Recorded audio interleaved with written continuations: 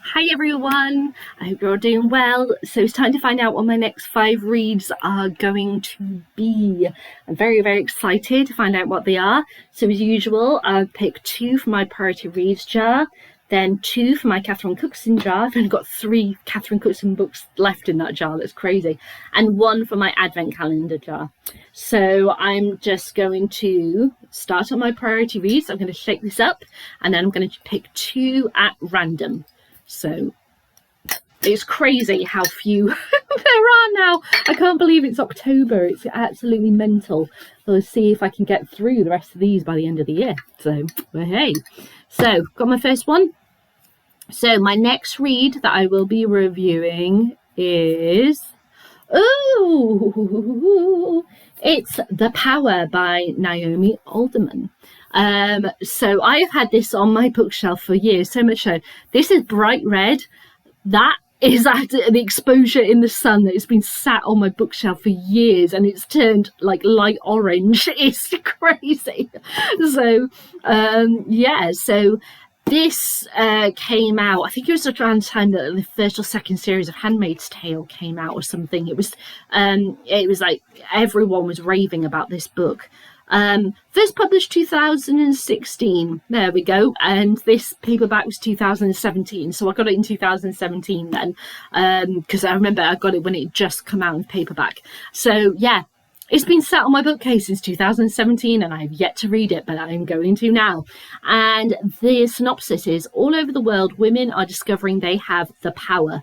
With a flick of a finger, they can inflict terrible pain, even death. Suddenly, every man on the planet finds they've lost control. The day of the girls has arrived, but where will it end? Hey, so my next read's going to be The Power by Naomi Alderman. So, what am I going to read after that? Let's find out. Oh, let's go for this one that's wrapped around my finger. Okay, and the next one is... Oh, it's Laura Purcell's recent book, The Whispering Muse. So, her previous book I enjoyed, but it wasn't the best.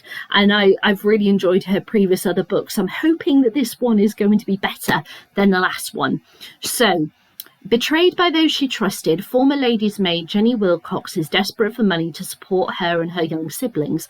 When she's offered a position in the costume department of London's Mercury Theatre, she jumps at the opportunity, but dressing volatile lead actress Lilith is more than she reckoned on. Scandalous and talented in equal measure, Lilith claims to have made a pact with a tragic muse to secure her success. Jenny is sceptical, but as Lilith's star rises, accidents begin to take place around the theatre. With her beliefs and loyalties torn, Jenny starts to fear that when the muse comes calling for payment, the cost will be too high. Ooh, so that's the second one, The Whispering Muse by Laura Purcell. I really love Laura Purcell's Gothic writing, so for this time of year as well, it's just absolutely perfect to get... her book to read. So there we go. So that's the priority reads done. So over to Catherine Cookson. I've only got 3 books left in this jar, but I have a 4th one, but I want to make sure that that is my last one after reading these 3, which is why it's not in the jar right now. But yeah, so I want, just so you know, 2 of them are single books and one's an omnibus of 8. So we'll see which ones do I pick. So, oh, I think that's 1, isn't it? Yes. So, the first one is... Oh, it's a single book. It is... Katie Mulholland. So, some women are destined to arouse in men either fierce hatred or an equally fierce desire. Katie Mulholland is such a woman.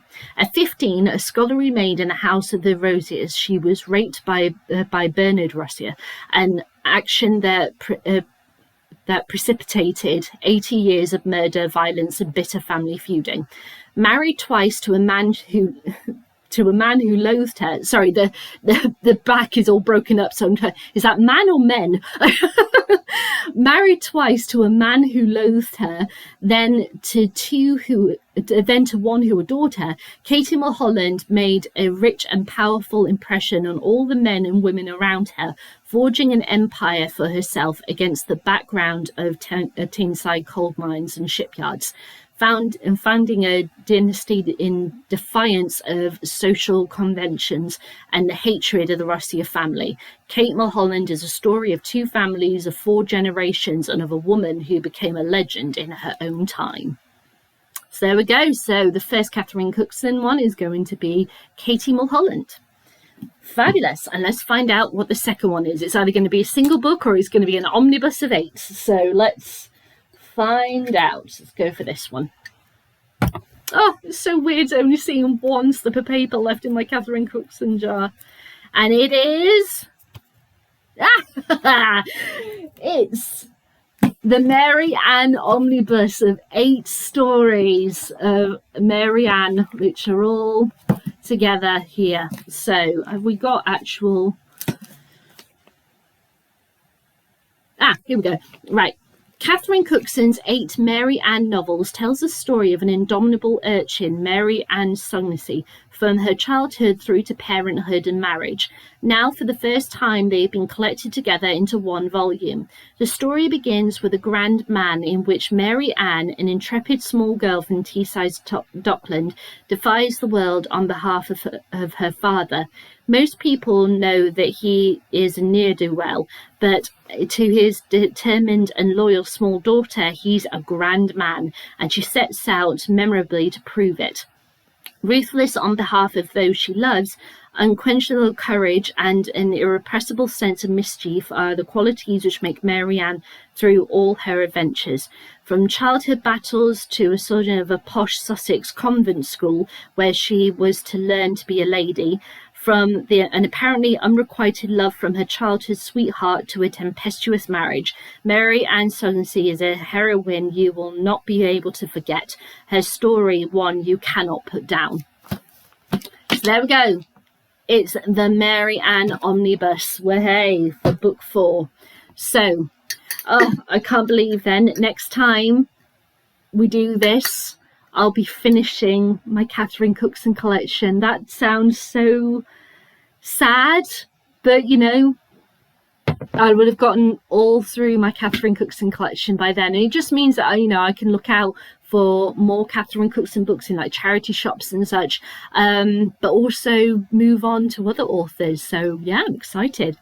And finally, we've got my advent calendar jar, which is a mixture of books from 2 advent calendars I've had over the years that I just haven't gotten around to reading. So I'm going to pick one at random. I'll see what I get. Okay, let's go for this one.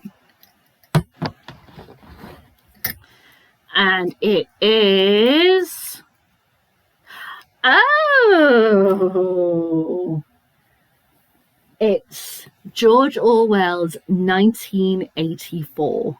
Now, you might be surprised that of me holding this up and going, what, she hasn't read 1984? I have read 1984, but it was before I started this channel. And when I got this in advent calendar, I think a few years ago now, by Bookishly, they do these exclusive book covers. So this is a specially designed cover, and when you open it up, you can see it's the Wordsworth Classic Edition.